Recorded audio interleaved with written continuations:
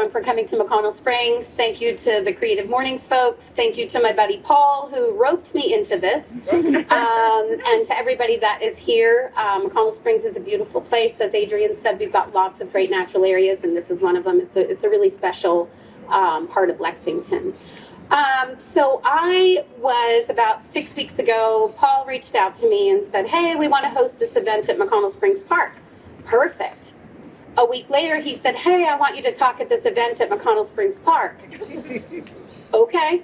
Figuring I was going to talk about, parks and wilderness and all of that. Well, then we had a meeting, and they said, no, your task is to take the word wilderness and talk about something personal. Needless to say, I've had a lump in my stomach for that long. We can talk about anything, but I am not a good talk about myself person. So this is going to be very interesting for me as well as hopefully for you. If it's not, just pretend you're awake to make me feel better about what I'm doing here. So what I did first about a month ago is I got on Facebook and I kind of just polled my friends and asked the question, what do you think of when you think of the word wilderness? And I think I had like 100 and something responses. Some of them were wacky, some of them were funny, but there were some recurring themes, and that's kind of what I was looking for, was like the general, what do people think of when they think of wilderness? And some of the words that I got were untouched, untamed, dangerous, scary, and unknown. And so I wanted to think about, for me personally, because this gentleman over here said it had to be personal. Let me remind you, I'm not good at that. I wanted to think about, to me, what in my life have I done that has been part of the untouched, the places that I never thought that I would go or that I would do, the things that felt dangerous to me or unknown to me. And then I thought, well, what does the Oxford Dictionary say about the word wilderness? Uncultivated, uninhabited, and inhospitable. And so I thought about what my friends had said and what Oxford says, and I thought about the experiences in my life and the people before me in my life, and the things that they have done that maybe were scary, maybe thinking about some untamed thing over there. And I really thought a lot about my family. Paul said, please do not start with your childhood. And I said, okay, I'll do better than that. I'll start with my grandfather 99 years ago. So I'm going to go way back to 1919, really. My mom and dad, who are sitting here, and I'm trying not to let them make me even more nervous because I love them so much.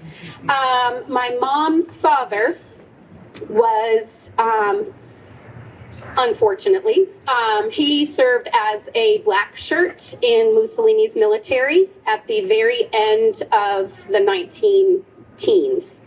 Not by choice. And so in 1922, he decided, I got to get out of here, and I got to get out of here fast. And so he made the choice to get on a cowboat. He borrowed $50 from somebody.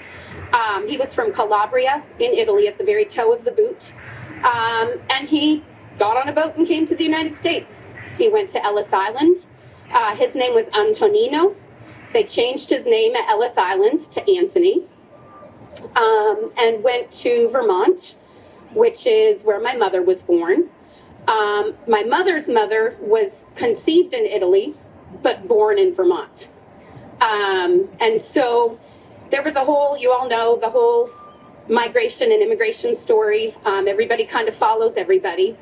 So when I think about that story of my grandfather and what he must have gone through, and what he must have seen, and the bravery that he would have faced to escape and come here and start a new life. He spoke no English. He turned 79 the day that I was born. Still spoke very little English, and just was a very brave man, and built a new life. Became a barber, became a furrier. He was a trap shooting champion in the United States. He was just this amazing man. I look at my mother, who went back to work in 1983 when all the women went back to work. You know, it was kind of those years of women rejoining the workforce. My mom was a cashier in a grocery store for many, many years, and then worked her way up into human resources. My dad was a 4th and 5th grade school teacher back in a time when a lot of men were not in public education. So I come from people who go to that unknown place and go to that uncomfortable place and sometimes scary and untamed, and they just do it. So I was kind of born into this like humble family. I grew up in Vermont. I had lots of privileges growing up, and I recognize and check those privileges at all times. The one privilege that I never checked was being a child of ecological privilege. When you're born in Vermont at the bottom of this beautiful mountain, kind of in the middle of nowhere, you have no choice but to be an outdoorsy kind of kid. And so my father, being the school teacher, I think my mom got the job at the grocery store because she didn't want to deal with her 3 daughters. I just have to say that. Like, she worked nights and weekends, coincidentally, and my dad, being a public school teacher, he was home nights and weekends. So mom was gone, which is great. I'd like to get out too. I don't falter for it at all. She was gone, and dad was always home. And when he wasn't teaching 4th and 5th grade math and social studies and reading and all the cool things, he was our environmental teacher. And so my ecological privilege came from this man who would take us hiking and camping and fishing, and we were always outside. I remember one snowstorm in Vermont when they locked us out of the house. Just going to say that. I don't know what was going on, but they locked us out of the house. It was like 30 degrees outside, and my sisters and I were freezing, and they were like, go play outside. You know, that's just how I was raised. So in the meantime, I'm going to school. I was never good at anything.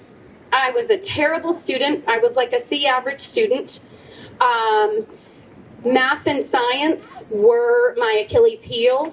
I think I got like a C in chemistry just because I went for extra help every day and they felt bad and really didn't want to have me the next year, so they passed me. I got a D in algebra. I mean, it was never my thing.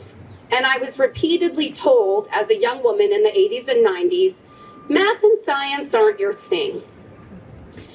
So going through high school, I thought, well, what is the one thing that I can do well? And that was Spanish. I loved speaking Spanish. It came very, very easily to me, and I again think back to my grandfather who spoke Italian. You couldn't understand his English, but you could understand what he was saying to you in Italian, and I always think that his limited English is what helped me to become receptive to people who were different than me. He was different than me, right? But he was my grandfather, born on the same day, 79 years apart. I loved him to pieces. And so I decided I was going to study Spanish because everybody around me told me that was the only thing I could do. That's what I told myself. So I did that. I went to St. Michael's College in northern Vermont as a Spanish major. I was going to be a high school Spanish teacher. Did that for a couple of years. Decided I wanted to study abroad.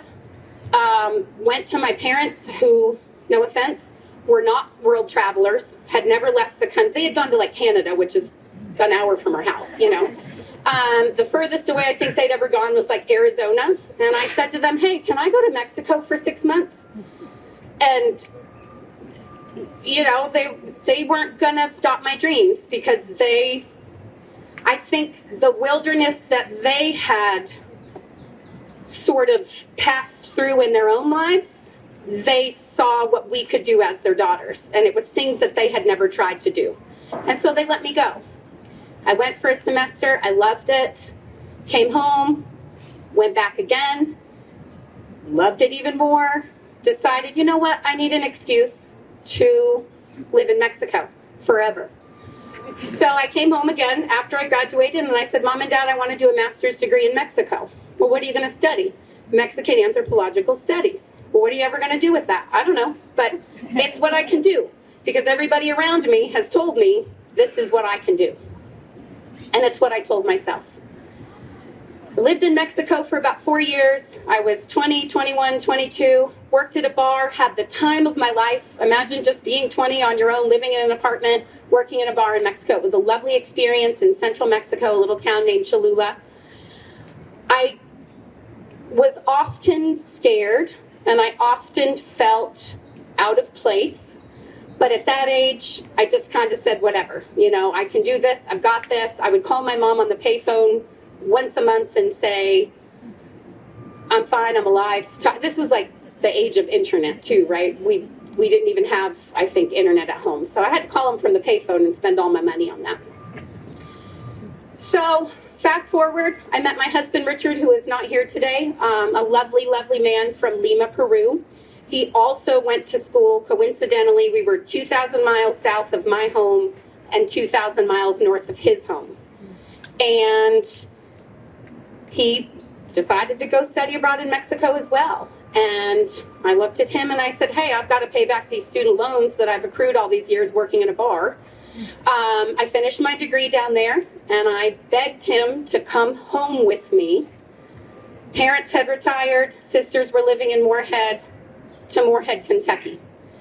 And so my husband is another example for me of bravery, of the unknown, of going into a wilderness. Coming to Moorhead, Kentucky in the year 2000, as a couple that did not look like many other couples around us in Moorhead, Kentucky at the time, he was very brave. He spoke no English. He had a tourist visa. He mowed lawns. His first job was cleaning out a dumpster, I remember, for $20. His tourist visa expired, and he was suddenly an undocumented immigrant, which later worked itself out. That's another story for another day. But he was very brave. He came to a country, his parents loved them both, but they cut him off. They said, if you're not coming back to Peru, you're on your own. We sent you there to get an education, to come back to Peru. Not to go away with some blue-eyed lady in the United States in the middle of Kentucky nowhere to shack up, right? So he is another example for me of people. Oh, sorry, Dad. I forgot that Dad was here. Sorry, Dad. We slept in separate rooms. I forgot my dad was here. So, long story short, we're both all of a sudden in the middle of Moorhead, Kentucky. What are we going to do with ourselves? Mom and Dad were very supportive. My dad would cook for us all the time and just sort of spoil us, but we had nothing. I was working at the Shoney's in Moorhead, and my husband was cleaning out dumpsters and mowing lawns in 2002. This really cool job came open at the Lexington Public Library. It was Spanish. Well, first, it started out as the ESL coordinator. It was the first time they had offered that position. And I thought, well, maybe I can teach English as a second language. I didn't really study that, but I know English and I know Spanish. I can do this. So we commuted back and forth. My husband got a job. And we just kind of made it work for a few years until we realized we wanted to have kids. And if anybody here is from Moorhead, no offense, but 20 years ago, having kids that look like ours is not a comfortable thing to do in a place where you don't always feel welcome or accepted as a couple. So we decided to bite the bullet. We moved to Lexington. In that time, we together, my husband worked at the Village Branch Public Library. But before that became the Village Branch Public Library, when he wasn't working, he was just kind of volunteering with me. We created a program called the Bilingual Cafe, which my friend Pamela, I haven't seen in 17 years. Since the Bilingual Cafe, Wendy was there, bringing people like us together to teach each other different languages. We did the first summer readings in Valley Park, which a lot of my coworkers were like, no, don't do that. You don't want to be in Valley Park. We did it for 3 summers in a row, and I don't take credit for it at all. I had bosses that pushed me along and people like Wendy who were there to support it. We were able to justify the city building the Village Branch of the Public Library through summer reading in the park. So it was a magical, wonderful experience. I was at LPL for about 6 years. My husband was there for almost 12 years. And I got a phone call from Kentucky State University saying, hey, we've got this job, we want you to do it. I had just had my son, he was less than a year old, and I decided to go for it. Went to KSU. It was a program through the U.S. Agency for International Development. We can have that conversation later as well. It was called the SEED program, Scholarships for Education and Economic Development.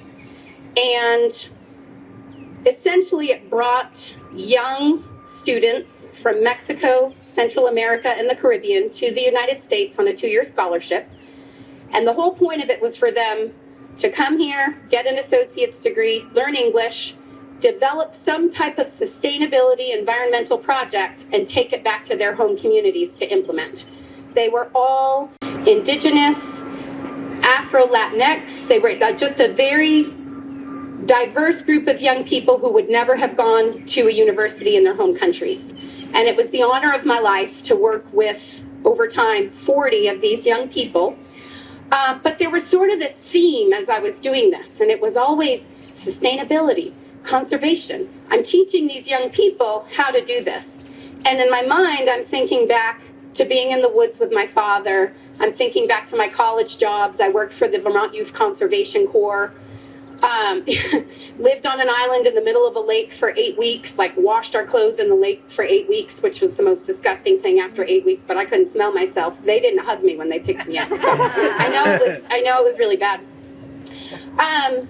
And so there had always sort of been this theme of the wilderness and the outdoors and the environment and conservation and nature education, but it was always very informally.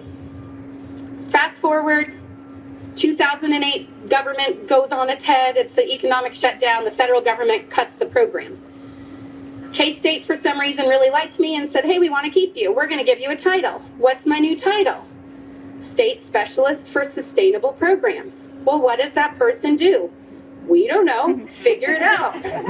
So all of a sudden, I'm working at a university with a master's in Mexican anthropological studies, a bachelor's in Spanish, in a science world. I didn't know what to do. I took the job, started building, and realized, I'm working with a whole bunch of PhDs that don't think I belong here. I'm not a science person. I'm not a math person. This is not my place. And so at the ripe old age of 33, I decided I'm going to go back to school. My son was a kindergartner. I was 4 months pregnant with my daughter. And I decided I would start a master's in science in environmental studies. It was scary. It was not for me. It was untouched in my mind. It was untamed, and it was dangerous. My own father, love him, he knows I'm going to call him out, at one point in that program told me I was, quote, out of my element. And that's been a joke between us all these years now. I remind him of who's out of their element. But I was that kid that I was never going to do the science thing. And so I looked at him that day and I said, okay, I'm out of my element. I'm going to get a 4.0 GPA. And that is exactly what I did. Pregnant, mothering a newborn, kindergartner. It took me 5 years.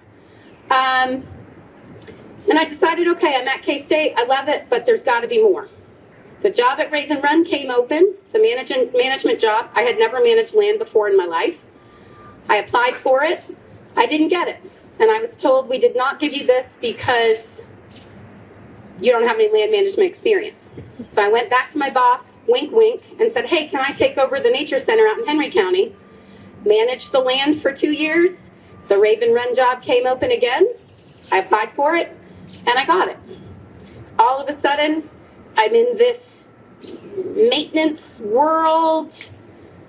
The sort of educational side I could do because that's what people like me do, but the science side, you don't belong here. I've been told by men in my community to go back to school. You don't know. But I did it. And then when my boss retired a couple of years ago, I thought, well, I've only been here for 1.5 years. I'm going to apply for his job as the superintendent of natural areas. Applied for it. Somehow I got it. And here we are today. And so it's been this very odd, Pamela said when she saw the announcement, and Wendy as well, they saw my name for Creative Mornings, and they were like, what is Jennifer doing as the superintendent of natural areas? It's been a very windy, crazy, scary, but fortunate path to this. I feel very lucky to be here. I have amazing people that I get to work with and for, and it's the greatest job on the planet. But I feel like the only reason why I was able to make a complete change at age 33 is because of all of those amazing examples before me and around me of people who were not afraid to go into their own wilderness. They weren't afraid to jump on a boat or to start a new job or whatever that may be. And so here we are, natural areas, McConnell Springs, as Adrian said. I was just there yesterday. Don't tell anybody. I got the keys to the river park. There's only 2 of them. Going down to that park and just kind of looking around and thinking, this is brand new for all of us. This is the wilderness. It's as wildernessy as Lexington is going to get, right? And now we have this golden opportunity to create more access and have our 4th natural area in the city. I take no credit for it. I thank council. I thank Parks Administration and everybody that had that vision to do this for the city. But I can talk forever. I had all these notes. Did you notice I didn't look at them once? My mom told me to bring notes, and so I did, but I ignored them. So I would just say, a lot of you look like you're sort of at that age where you're like, oh, I got to make a decision. Oh, I got to figure this out. Rose in the back is already looking slightly overwhelmed. And even if you have it all figured out, but you're trying to do something new, you're running for council, or you've decided you want to become the deputy director of recreation, or you just joined parks recently, everybody has their wilderness. Everybody has their scary. Everybody has their untamed. And it really is about just taking that leap. I will again address, one of my friends said, the concept of wilderness is very elitist because not everybody can go into the wilderness. And I will stand here and recognize I have been very, very, very, very lucky to have parents who, again, very humble. However, they gave us everything. They put me on that plane. They co-signed, crazily enough, a loan for me to go work at a bar and do a degree in Mexico. I have been so very, very privileged and very, very fortunate. And I recognize that not everybody has that opportunity, but every one of us has things that we could call our own wilderness, and we could call our own scary, our own untamed, and figure out what that is. Figure out what your wilderness is, where it will take you, and amazing things will happen. That is all.